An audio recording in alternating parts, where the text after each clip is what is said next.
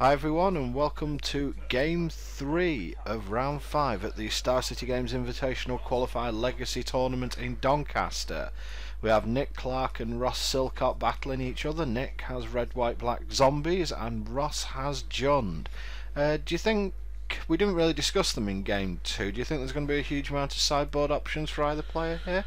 I think Ross goes to the full amount of abrupt decays. He maybe brings in a Maelstrom Pulse if he's got any in the sideboard.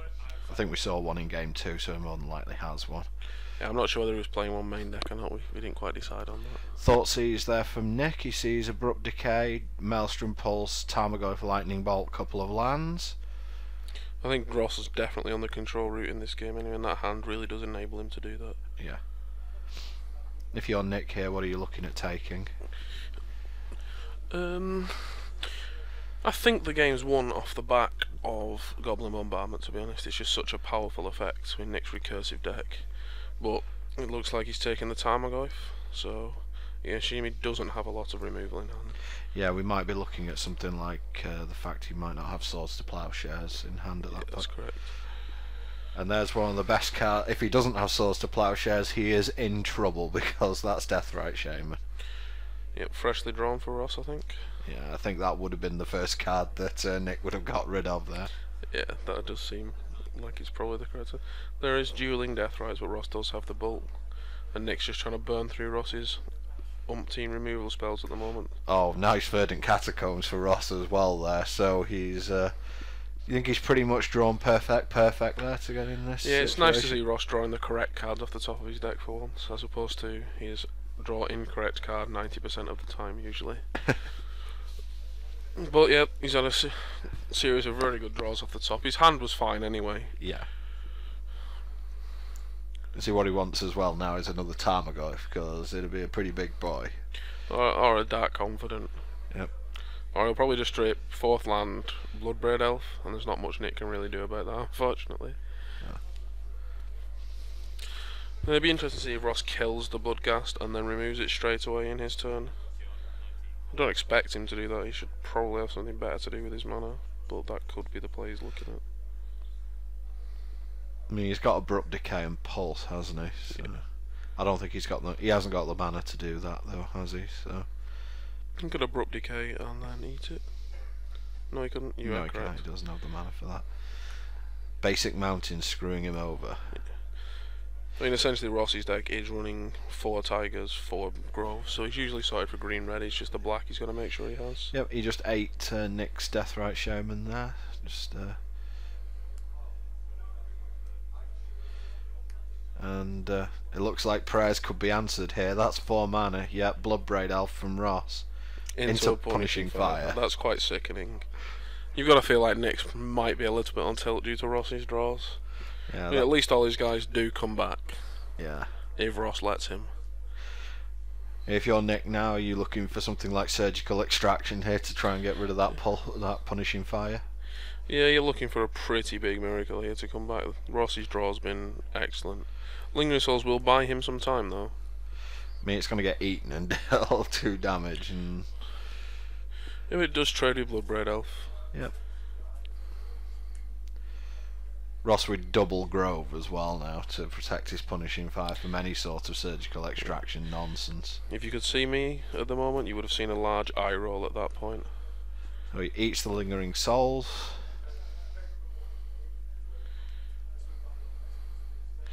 Yeah, I think he's probably going to return Punishing Fire and then attack with Bloodbraid Elf, or do the return mid-combat.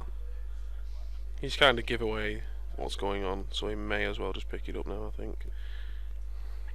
If Nick declines to block, then Ross is quite happy as well. Just by fingering the Grove of the Burn Willows there, he kind of gives away what he's up to at this point.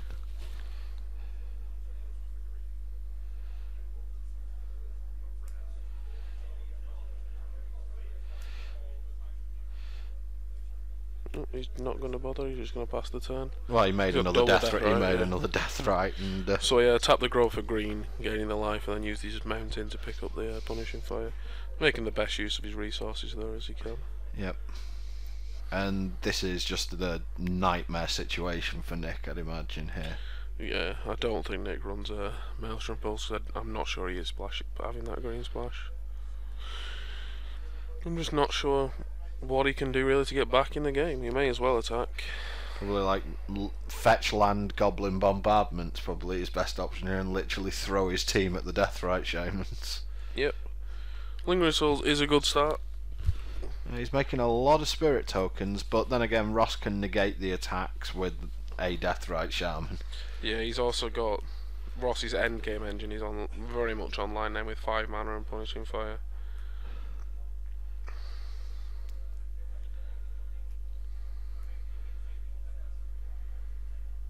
So I'm not sure how Nick could have played differently with Ross's draws being as good as they have been. Yeah, it feels very... I mean, taking nothing away from Ross, he is playing correctly. He's going to Maelstrom Pulse those tokens, though. Yeah.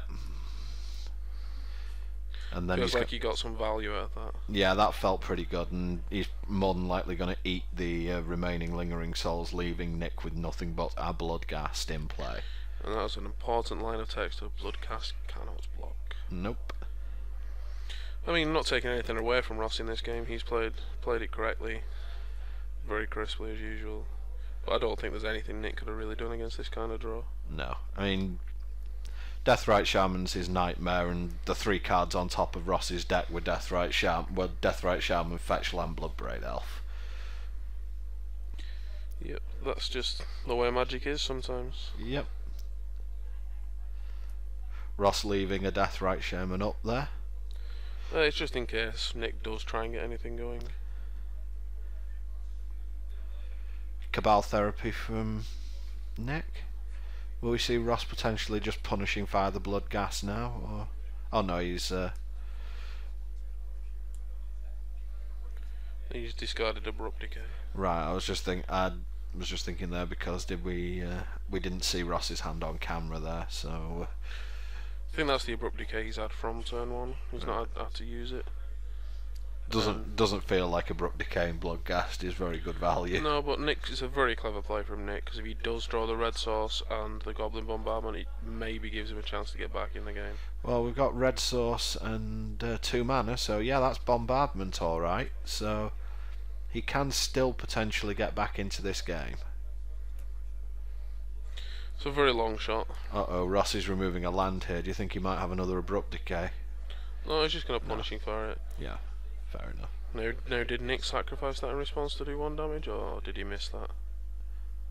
I honestly can't see. I think he may have missed it, but at this point I honestly am not sure that it's going to mean anything. And yep, Bloodghast eaten, Ross goes up to 16, and the words nom nom nom nom nom nom spring to mind. Yeah, that I think that Bloodbraid Elf is probably going to go all the way.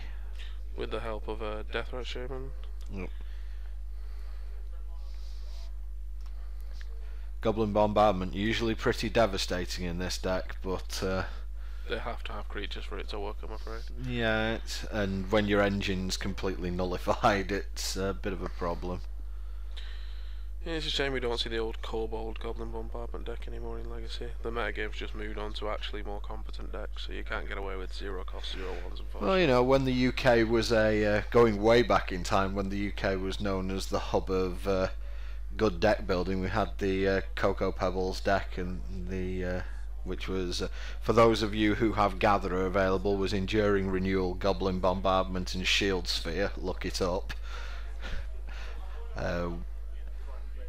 That's when we used to be, that's when we were fairly well feared as far as deck builders go. I don't think that we very much have that these days, to tell you the truth. I think deck building has changed a lot over the course of the years due to the results from Magic Online being so readily available. A format develops really quickly.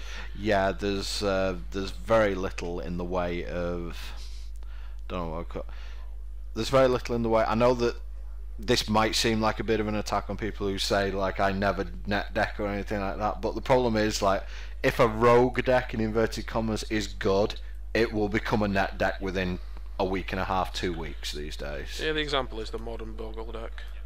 Like, that was online, it finished mid, I think it was 16th or 17th player in an online PTQ, and then suddenly it was everywhere. And there is Ross finishing up with his particularly nice draws there.